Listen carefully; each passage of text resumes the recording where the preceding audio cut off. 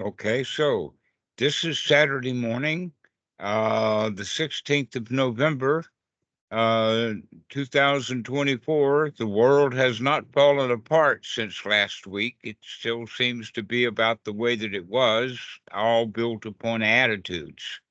That in fact, your world is your own personal attitude. That there is no great, big, wide, wonderful world out there,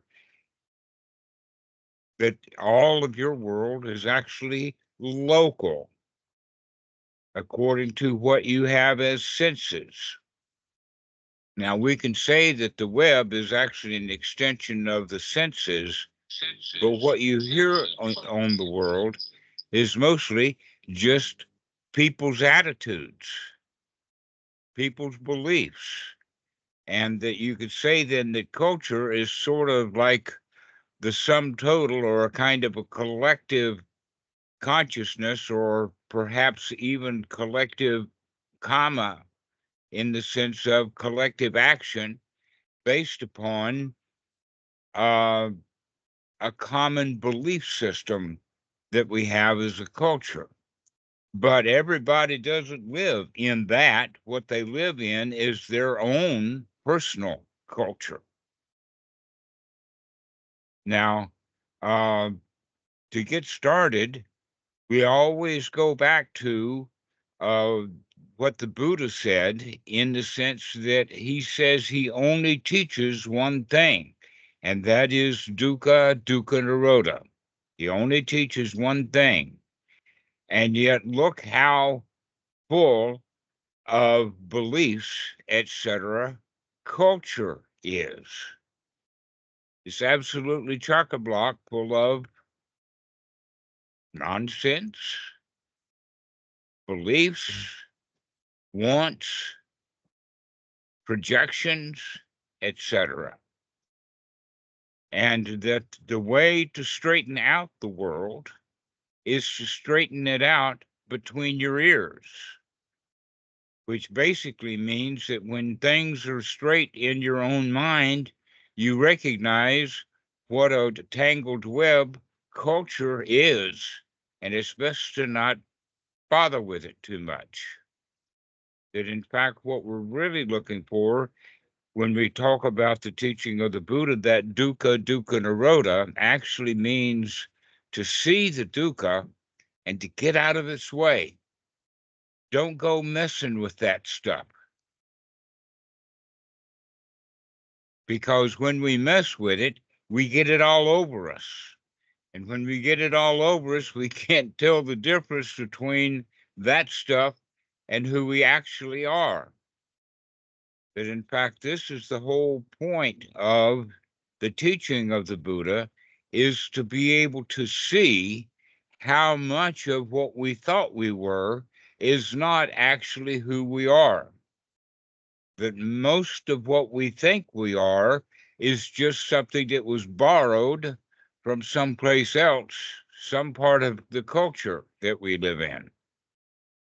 And so, since the American election last week, we have a whole big wad of people with various points of view. And the reality is that nobody knows the future. Nobody knows. The real question is can you be satisfied? Can you be happy right now? Which is the Nirodha part, to get rid of the dukkha. Let it rot. Funny, that's a word that is translated from the Chinese. I don't know. Does anybody know the Chinese word for let it rot? But that's the way that the young people in China are beginning to see, is that their government is so messed up. The best thing to do is just to ignore it completely. They also had before that lying flat. And that's what I've been doing a lot of. It's just laying flat. So, when we look at the teaching of the Buddha in the sense of dukkha, dukkha nirodha, What he actually is saying in a language that we can understand is life is actually, your life is actually a bunch of borrowed crap, the dukkha. And that dukkha is dissatisfying. I mean, after this election, look how dissatisfied so many, many millions of people are dissatisfied. Trump isn't getting his way. Nobody wants him to have his way. The Republicans are broken apart. The Democrats are broken apart. Voters who voted for Trump have voters' remorse, all kinds of things. But the one common thread with all of that is look at how disappointed and dissatisfied people are. Do you think that that's new? Nick, welcome. Glad to see you. Do you think that dissatisfaction that permeates the culture is new? No, it's been going on for decades and centuries. Right, it's been going on for more than centuries. Then, in fact, Thousands of years. that's culture is collective dissatisfaction. And we want to make things better. We're dissatisfied the way that we are. A good example of that is technology. We as humans have developed technology because we were dissatisfied with the lack of technology. And so we manufactured technology. Well, guess what? Before we had any recording devices, before we had any microphones, before we had any cameras, people were dissatisfied. They couldn't decide on things. In fact, the story is that there was a huge, huge problem in the United States that happened before, during, and after the Civil War. And the story is, are racehorses ever completely in the air, or do the racehorses, each one of them, always have at least 1 foot on the ground? And people had duels about that. It was big in the newspapers.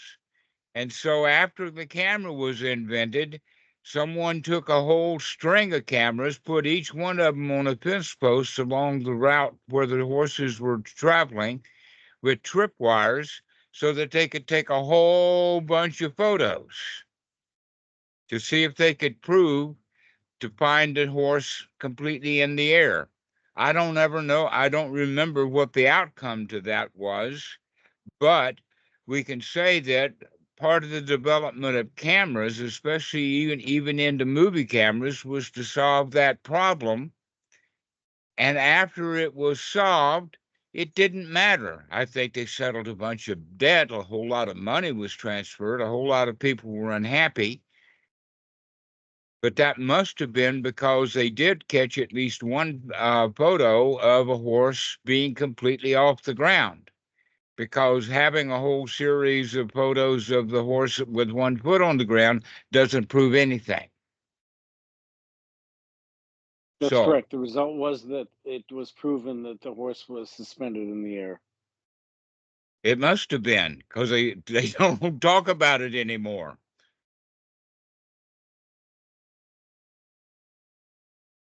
They must have been. They must have been able to get one photo of the horse in the air completely.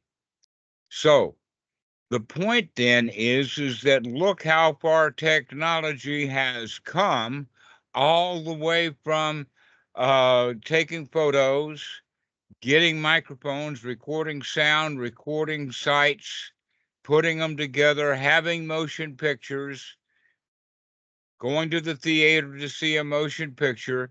Then they developed television. But in the beginning days, they didn't have any way of recording it because it was too much data. So every television broadcast was live. And then somebody came up with a video recorder. That was in the 1950s after they had developed tape. Then they had VCRs on the market in the 70s. And since then, we've had CDs, DVDs. Then we had everything go digital. And guess what? People are now more dissatisfied, or at least just as dissatisfied as they were before the cameras. So cameras haven't solved anything.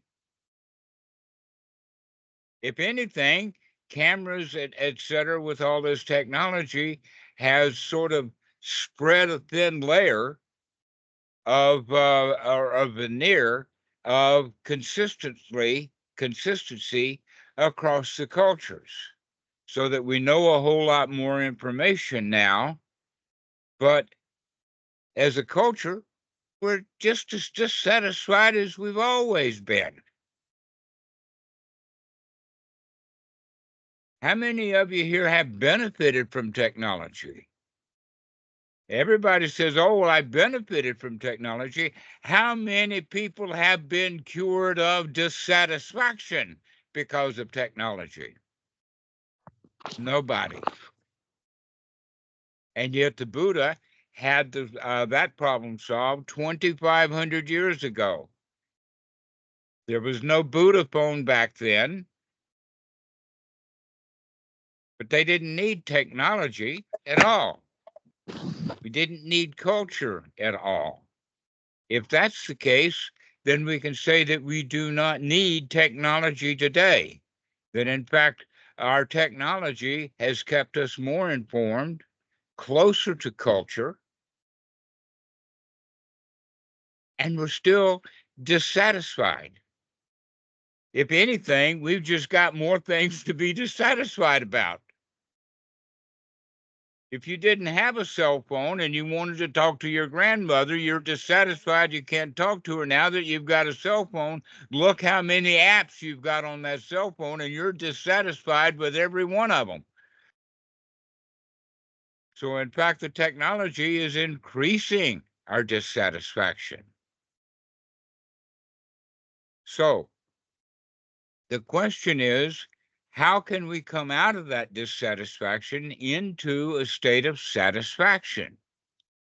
The answer to that is stop looking on the outside for solutions to our problems and go inside. You probably heard me say that when people ask me what book that they should read, a Buddhist book, I suppose, consistently the answer is read the book between your ears, which is exactly what the Buddha was talking about in the sense of looking. Now, one of the questions that I've heard this morning is, how do we, let us say, develop a practice so that we actually have, the motivation? And the answer to that is motivation is actually a skill that needs to be developed. And that the development of it has to do with our ability to see dukkha. Now, in the AA, the Alcoholics Anonymous, one of the things that they mention or talk about is people need to hit rock bottom. Only when an alcoholic reaches rock bottom does he recognize he's got to make a change. How many of you have heard that? Okay. So what we need to do then is develop the mentality, or develop the thought of recognizing that our dissatisfactions are cumulative, and it winds up that we bounce on our own rock bottom on a regular basis. We've just gotten used to being at rock bottom. And so when we can begin to look at what we're doing, we can see the dukkha. And that seeing of the dukkha then will be the motivation that we need in order to change. And so looking, remembering to look and to see clearly, these are skills that need to be developed. I had a long conversation on Skype with Jesus about kusala and akusala. Now, in the Pali, kusala is often translated, especially by Bhikkhu Bodhi, as wholesome and unwholesome, and we use that word quite a lot. But according to Jesus, Achan Tanisaro translates kusala as skillful. Now, one of the qualities of kusala as a grass, there's actually a district of India called kusala. I guess they have a lot of kusala grass there. But kusala grass is a very big, tough grass. Here in Thailand, we have commonly a lemongrass. Now, that lemongrass can grow 4 or 5 feet high as a great big bush. And it is best, if you don't know what you're doing, to stay away from it. That it takes skill to be able to manage that lemongrass. Now, you can, in fact, pound the leaves and actually have a drink. But if you unmindfully walk right into it, you're going to be full of scratches, maybe even some scrapes or some deeper cuts, because the leaves on that plant have spines that are sharp like a paper cut. Well, kusala is 10 times that. I've seen kusala grass in India. I haven't seen it much in Thailand.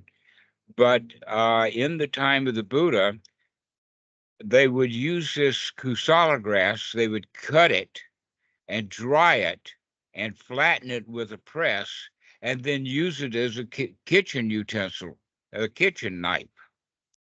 Now, going back to, there's two then ways of looking at it. One is that using it as a knife, one can say, I can cut this thing open.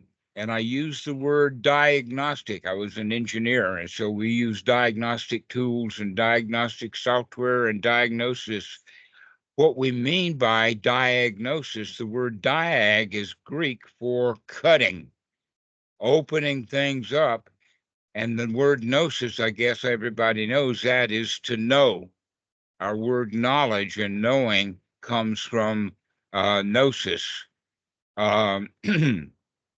And so in that skillful way, we can cut things open. Like somebody without teeth can't eat an apple, but you could take a kusala grass, cut that apple open, and now the guy with no teeth can eat the smaller pieces. So we have it in two different ways. And one is the skill of not harming oneself while working with knives. And the other one is the skill of what we can do with the knife. And so this is what we come down to is wholesome kinds of thought, means that we have to really look at and dig deeper into the kinds of thoughts that we have to recognize that most of the thoughts that we have are in fact dissatisfying. That if you have a thought about the future, oh, I've got to go to the store. If you investigate that thought and cut it open and recognize what's going on, it's because you're dissatisfied. If you have thoughts about going swimming, if you have thoughts about going to the beach, if you have thoughts about working out, if you cut that thought open, at the heart of it is going to be that you're not satisfied with this present moment. And so this is where we have to start to develop the skill of remembering to look at every thought one by one by one. Now, we don't need any particular posture. We don't need any particular cushion. We don't need a particular chair. We don't need a particular meditation hall. to do this. We certainly do not need a Buddha, Rupa, or a monk sitting on a dais in front of us. We don't need the candles. We don't need the incense. We don't need the flowers, especially the lotus. What we need to do is to look. Now, we can use those things as anchors. In fact, just yesterday, I had a call with Dylan, who is going to go to a Goenka retreat. And that one of the things that I remember about the Goenka retreats, done quite a lot of them, was that people go into the Goenka retreat, and if they manage to finish that retreat, their only joy of the retreat is when it's over. That they don't gain any joy. Why is that? Is because they're looking at the form. And most of the people during the hour of sitting is waiting for the bell to ring. They're not actually investigating their mind. So going on a retreat has the quality of getting away from the culture completely.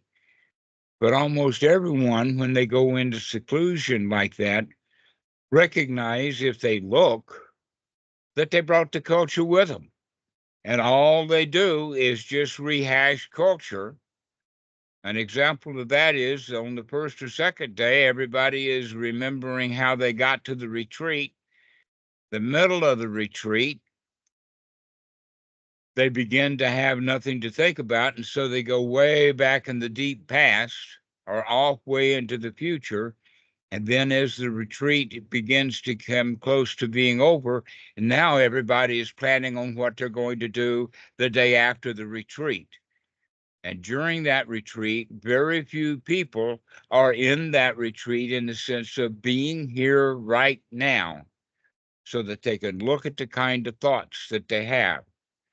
So retreats and sitting on the floor in a form of what they would call meditation is not what the Buddha taught. He didn't say, oh, sign up for a Goenka retreat, go to Spirit Rock. What he said was, go to the forest, go to the foot of a tree, go to an empty hut, go to a pile of straw.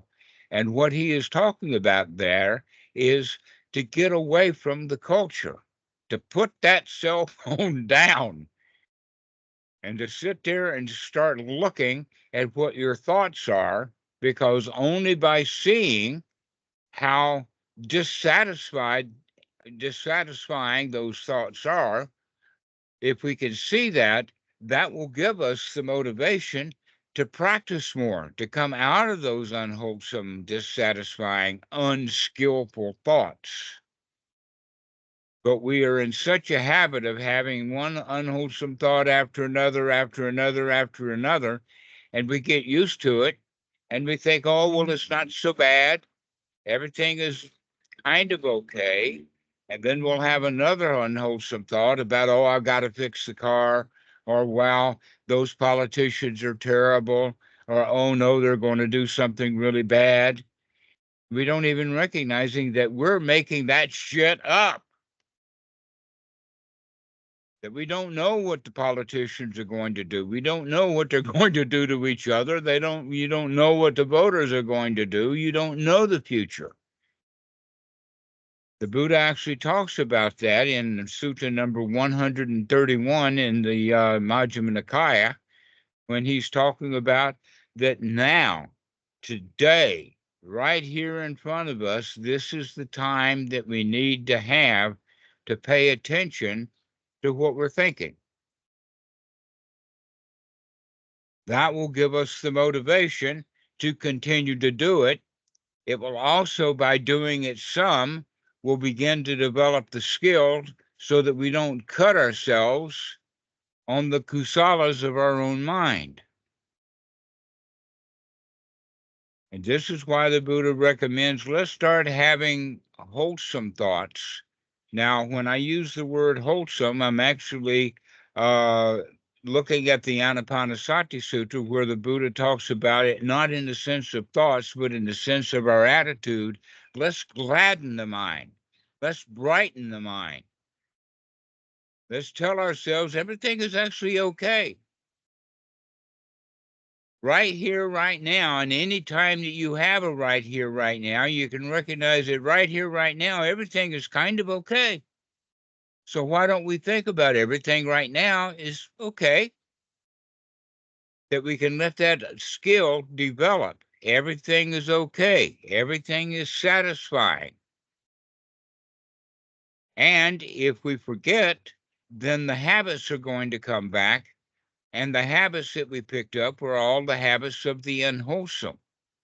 And so the reason why we want to practice is because the habits have already gotten set in to be having unwholesome thoughts. So we have to remember over and over and over again to remember to look at the kind of thoughts that you're having.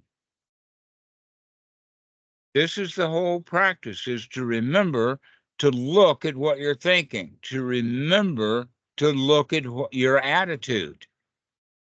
Almost everyone is born with and raised on a victim's mentality. And look how many things that you're a victim to. You're a victim to things like police. You're a victim to the IRS. You're a victim to the religion. You're a victim of the school. You're a victim of the teacher. You're a victim of the bully at school. You're a victim of the law system. How many things are you a victim to? As opposed to how many things are you champion of? Are you a champion of your own thoughts? Are you a champion of your own mind? Are you a champion of this moment? So begin to see that we are, in fact, in the habit of being a victim, and that victim's mentality, a dark mentality, is our habit, and we've gotten used to it. And so this is why we have to begin to investigate. This is the important point about the investigation, is to cut that stuff apart, look at it, and recognizing, wow, what a a foul-smelling thought that is. Everything is just foul-smelling because it's rotting in the mind and has been for years. I need this, I want that, I've got to get this, I've got to get that degree, I've got to get this grade, I've got to get rid of the bully, I've got to do this, I've got to do that. And all of that I've gotta is a victim's mentality. You feel oppressed by all of that stuff from culture. That culture itself weighs upon people in the culture. It's heavy. But if we can remember that it's heavy, remember to look at all of my thoughts about culture, and then we can do something about it. Once we cut that stuff open and see what's in there, we can discard it. We can throw it out. Now, when I say throw it out, I'm actually talking about an activity. You've heard in Western Buddhism, they talk about letting go. Well, guess what? Things don't let go and they're gone. Things cling. It's not just that we cling to those things with a tight fist, it's that those things cling to the fist. And so we have to shake them off. We have to throw them off. We have to throw that thought out. We have to take the right noble effort to remove it. So maybe relinquishment is not a strong enough word. What would be the opposite of clinging? Because relinquishment is not the opposite of clinging. So we naturally need to take the right to noble effort to remove stuff, to take out the trash. So I'll give you a little example of what I'm talking about there. Mom tells her teenage son to take out the trash in the kitchen. And he reluctantly does it. It's his job. It's his duty. He hasn't done his duty. Mom is unhappy because there's so much trash piling up in the kitchen. And so he takes it out because he's told to take it out. And he does it begrudgingly. And that trash is heavy. But then something happens the next week or so, and he remembers that, and he remembers, because he's beginning to practice the teaching of the Buddha, to recognize how unhappy he was when he was doing his duty to take out the trash. And so now, before Mom comes home, he picks up that trash and happily carries it out. This is the way that we want to start looking at it. Instead of begrudgingly taking out our trash, be happy that oh yeah, I really like it when the kitchen is clean. I really like it when my mom doesn't have to fuss at me to do my duty.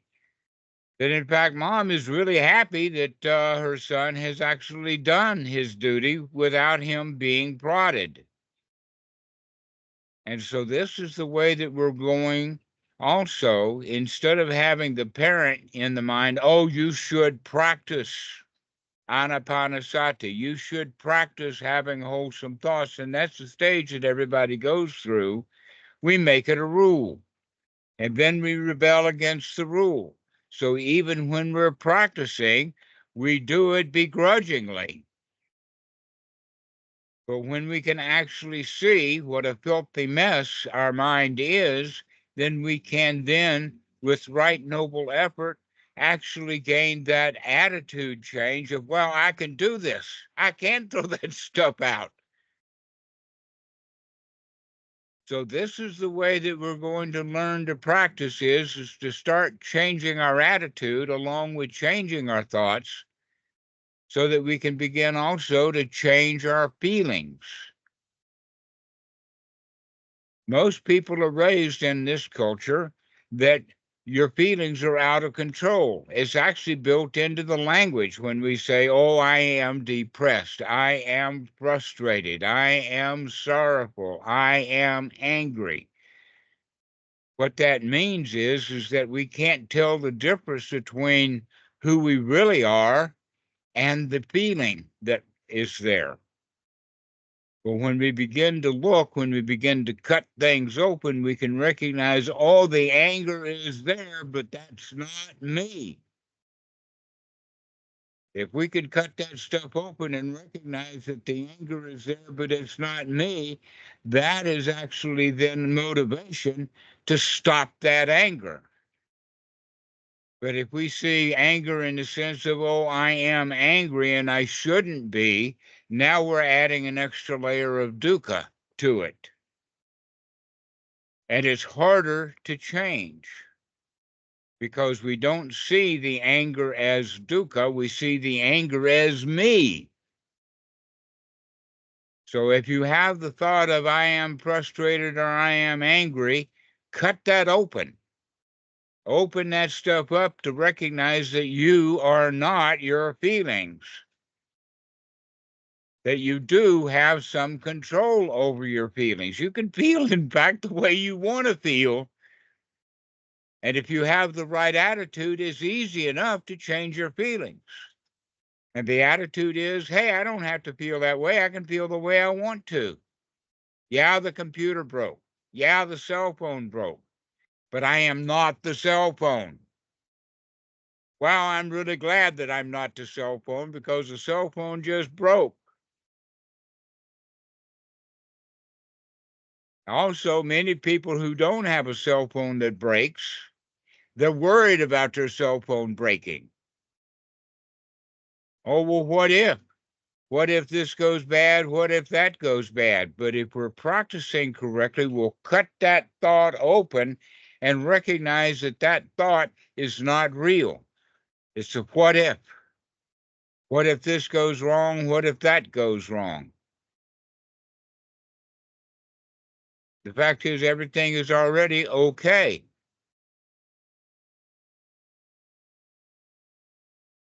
And so this is the real teaching of the Buddha. The real teaching of the Buddha, this dukkha, dukkha nirodha, really is established in the fact is, can you cut those thoughts open and see what's in there and see the dukkha, to see your own dissatisfaction? Because being able to see your own dissatisfaction will begin to change your motivation.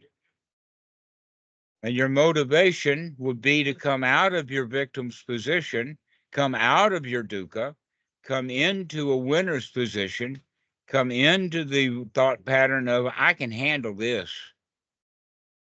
I'm just fine. But we have to practice that over and over and over and over again. Now, here's one of the things that's marvelous about the teaching of the Buddha, that when you can see, when you can cut that thought open, when you can see your attitude under it, when you can see those feelings and see the dukkha, you can change it right then and there. You can throw that thought out. You can throw that culture out. You can, and everything right then and there for a short time.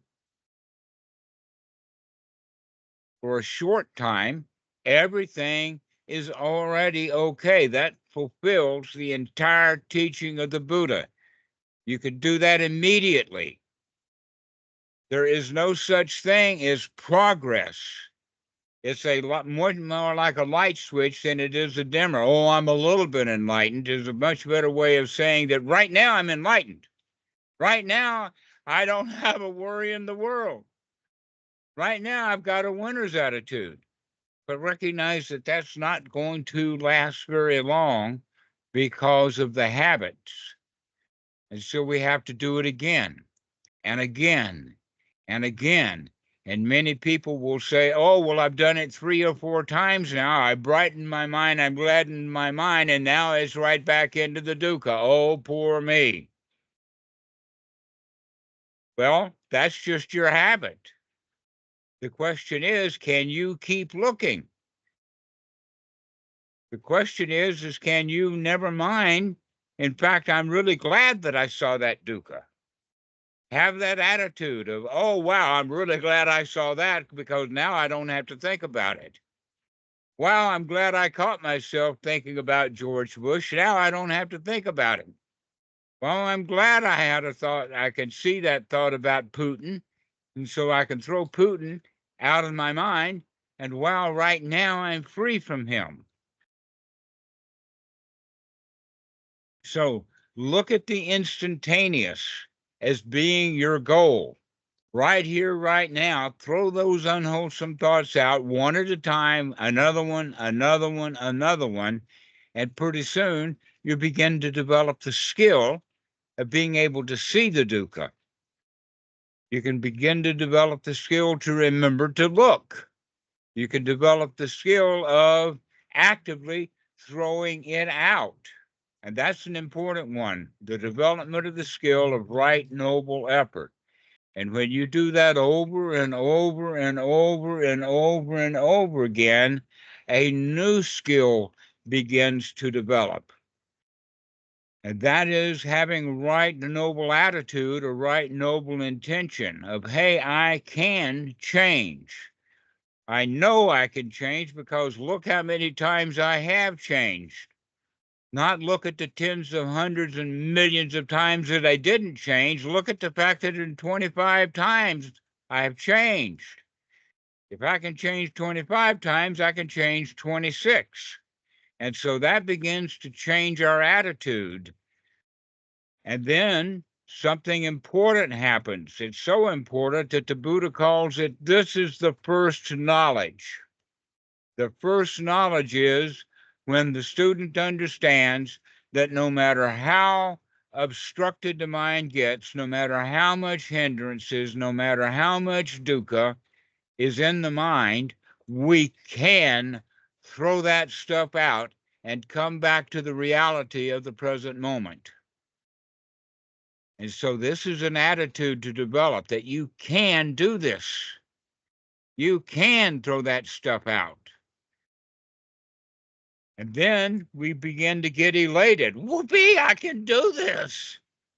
Wow, I don't have to have any more dukkha. All I have to do is remember to look and to see the dukkha and to throw it out. I can do this. And so this is the attitude that we begin to develop, the attitude of a winner, the attitude of I can control the way I feel. That in fact, it's not me that has the feelings. The feelings are just there because of habits. That I am not my feelings. I am not my victim's attitude. I am not any of that stuff. This is what the Buddha means by anatta, that you're not stuck in it. This is what Christianity and Hinduism and many religions think of as a soul or a nut that's deep inside and you can't change it. You can't fix it. And in fact, the Hindu says that it's an accumulation of all of your old actions and you can't change the past. But guess what? If you use that kusala, if you use that skill, if you use that wholesomeness, if you use that diagnosis, you can cut that right to the core and recognize that this is just a thought that I'm having now. It's got no substance to it, and I can throw that out.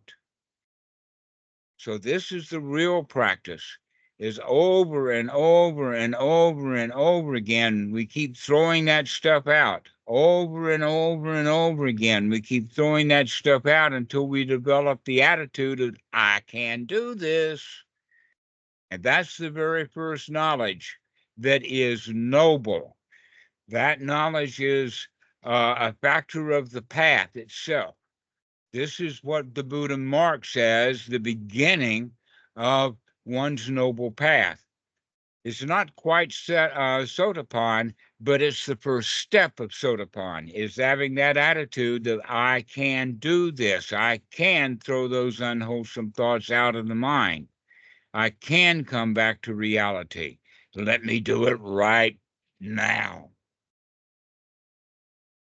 And so that's far enough that we need to do, because the one point that I want to instill upon the group is that you have to be able to see the dukkha as dukkha. You have to look, you have to cut that stuff open to see that it's dukkha, because seeing that it's dukkha, seeing that you're at rock bottom right this very moment, will be the motivation you need to make that change.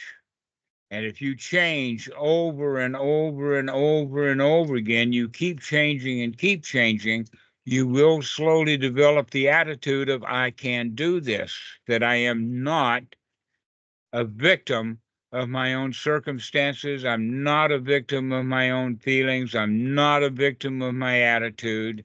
I'm not even a victim of my thoughts, that I can change. This is why the Eightfold Noble Path, I find it, we were talking about earlier about Western Buddhism. This is probably the most important thing that's missing in Western Buddhism, because we have the attitude of capitalism. We have the attitude of, oh, I can't change by myself. I need help. I need a therapist. I need a guru. I need a teacher. I need. And the right noble attitude is you don't need anything other than to see what you're doing and make a change to it. That nobody can fix you. Only you can fix you, and you can fix you by stop being what you thought was you and start being the you that you want to be.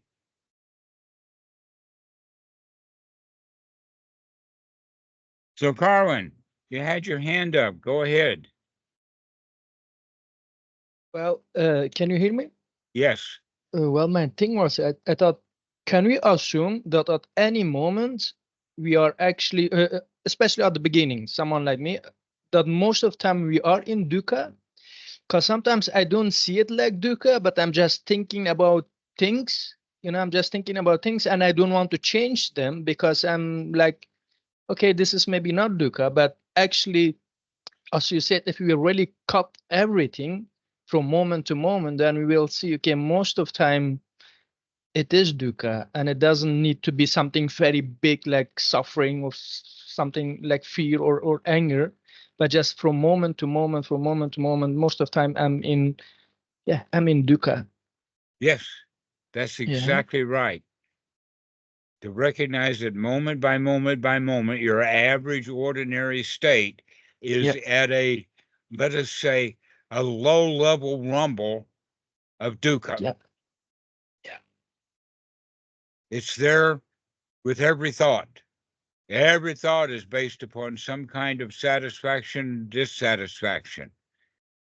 And if we can cut that open and see and find that dissatisfaction, see that dukkha in there, now we have an opportunity to change it. If we don't look and we don't see, we don't have a chance, we don't have a choice.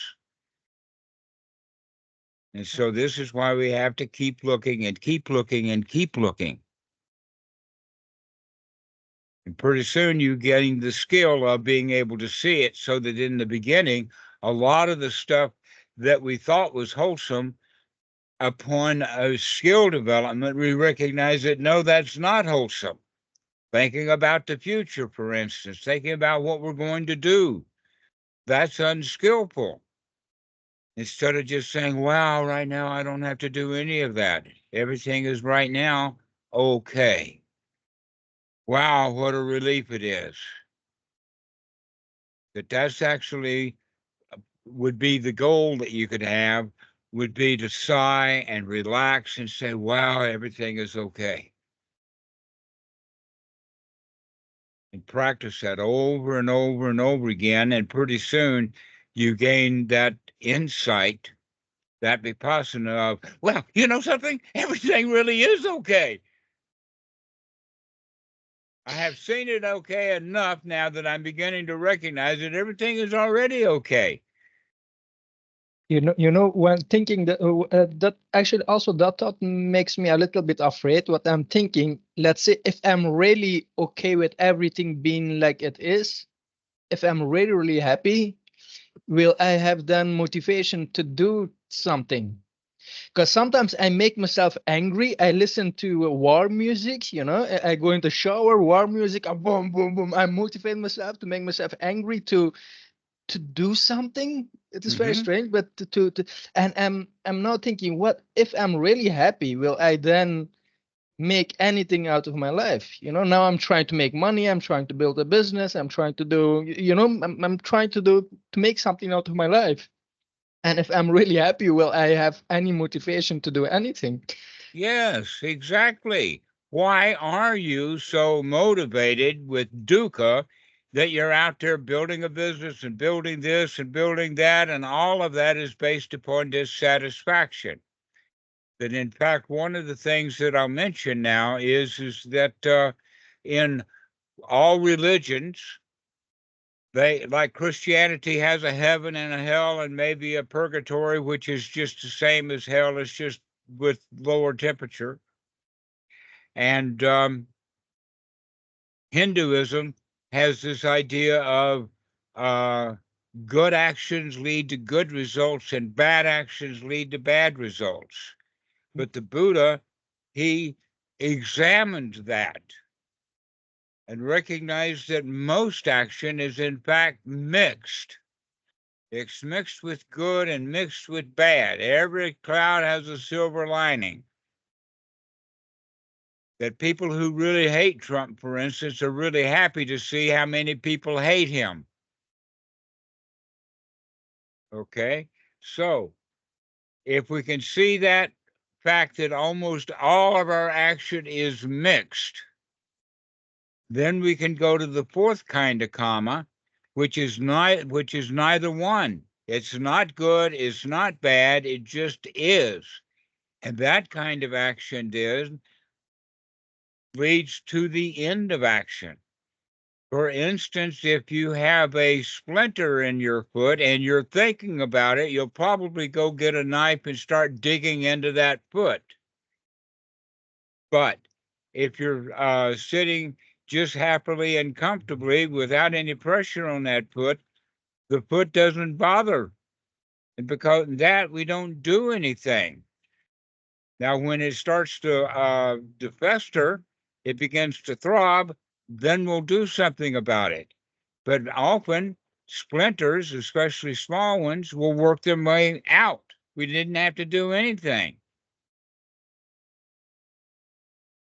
Little cuts will heal all by themselves. But when we have 1,000 cuts, we think that, oh, we've got to go do something. I got to go start a business. And so the real goal then of Buddhism is not really a goal. It's just the result of when you do things because it's pleasurable right here, right now, and you don't go around harming other people. You're not going around harming yourself, and you're not looking for some reward, and everything is just okay, and everything is just satisfying. You begin to not do so much. You come out of the doing. It's the culture that teaches you got to go do something because things are so screwed up. People who go on a protest march, whatever they're protesting, they go on that protest march because they're all worked up. And when they get to the protest march, they get even more worked up. And then the police come in and start bashing people around, shooting them with rubber bullets, and people get even more worked up. Better not to go. Better to say, hey, I'd better stay away from that rally. Just don't go. Okay, so that's an example right there. If we stop going to rallies, political rallies, then we don't think about politics so much and everything becomes kind of okay. We don't do so much. I would highly recommend that any time that you feel like you got to go do something is to cut that thought open and recognize maybe I don't have to do it. Maybe it's not that important. Maybe I can sit here. Wow, what a relief it is. I don't have to go to the bank. And so the real issue then is that when we get to the point of not having anything to do, isn't that marvelous? When we get to the point that we don't have to do anything, guess what? We don't have to do anything. We don't do anything. We can just relax and say, my, how marvelous things are right now. I'm thinking now about my dogs. I have 2 dogs, and most of times they are also just doing nothing, being nothing, and just being happy and sleeping, eating, running, sometimes fighting. Yeah, we've got 2 cats here at the house, and they spend most of their time snuggling with each other and just chilling out, stretching. But humans, we're working what, 18 hours a day, 6 days a week. Why do we do that? 2 reasons. One is because we want something we don't have, and 2, we've made a habit of it. So examine those habits, examine those desires, recognize that we really probably don't need a new cell phone. The old one is good enough. And if I think about I want a new cell phone, guess what? Right then and there, I'm dissatisfied. So this is the teaching for today. This is our topic, is to learn, develop the skill of looking at the kind of thoughts that we have, to cut them open, to see the dukkha. Because if we can see the dukkha, the motivation will be there to throw that dukkha out. And once you've thrown that dukkha out, there's nothing left to do in that particular moment. That's all there was to it. Well, I'm okay right now. The issue is that we've got this habit of wanting something, and so those old thoughts will start to recur. Can you catch that when it does recur? Can you be skillful? Can you be on your mental toes to look at that stuff? This is what we mean by skillful, or kusala. Diagnose. Look at what's going on. See the dukkha clearly. Because if we can see it clearly, that will be the motivation to change it. And you've seen me before, you recognize I just have the same talk over and over and over again. It's the same talk. Because I'm trying to get you guys to motivate to look at what you're doing. Because if you really see what you're doing, you'll stop doing it. So does anybody have any questions? Ivan, what you up to, friend? Hi, Dhammarato. I was just thinking about the Goenka meditation that you're talking about, because I've been to one recently, and I find it funny how they talk about they're talking about like results, like you have to sit for weeks or years before you can see progress, and it really got me scratching my head. No, that's just my thinking out loud thoughts, because I find it weird. But yeah, You can make that progress right here, right now. In fact, the only thing that we can call progress is, can you change right now? That's the progress right then and there. But the Goenka method, they don't teach that. Yeah, that's why I find it funny. But yeah, that's all. Nick, do you have any comments? No, I mean, I just think it's so interesting, in your lineage, like just that idea of bringing joy and satisfaction to the present moment and throwing out dukkha, because you can go on to like places like our stream entry on Reddit and talk about these things, and everyone wants to argue with you about it, like, oh, that's not what it says in the suttas, blah blah blah blah.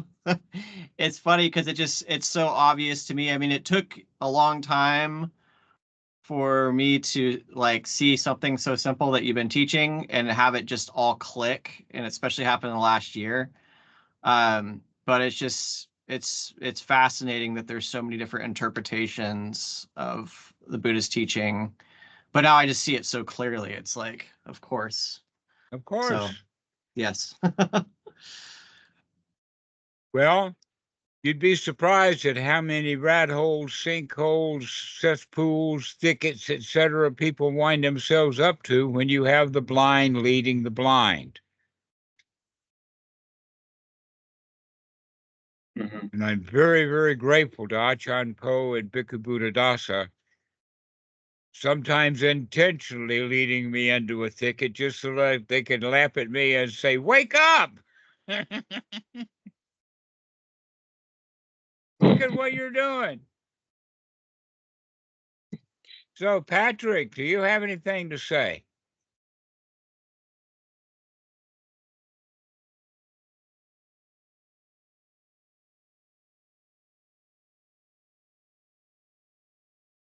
How about you, Michael Belmont Smith? No, I don't have anything to say. This was a great talk. Thank you, Dhammarato. All right. How about you, Edward?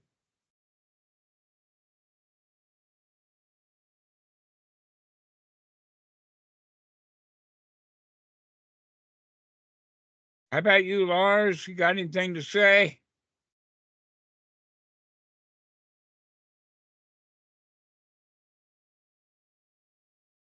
How about you, Christopher? I'm all good. Better now, even. So good to see everybody. See you next time. All right.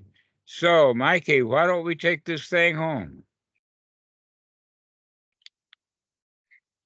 Yeah, thank you everyone for being here today. It's wonderful to see so many people here in Sangha. Dhammarato has said that he's going to start taking one-on-one calls again. So if you're watching this on YouTube, go ahead and join our one-on-one Skype group for arranging a Dhamma call with either Dhammarato or one of our seasoned practitioners. You can also sign up for OpenSanghaFoundation.org, where we've got a huge database of Watts and other teachers and friends that you can make as well. And yeah, join our Skype groups, our Discord. Come be a part of Sangha. It's worthwhile. Yes, we didn't talk about Sangha today. We were talking more about seclusion and seeing what you're doing. But Sangha really is all about making friends with those who are already practicing correctly, so that you, let us say, work together to make a stew. And so we help one another, so that if somebody comes up with an unwholesome thought, everybody laughs. Yes, the ancient stew of the Buddha Dhamma. All right, good to see everyone. Take care. All right. Thank you so much. We'll see you. Appreciate it. Thank you, everyone.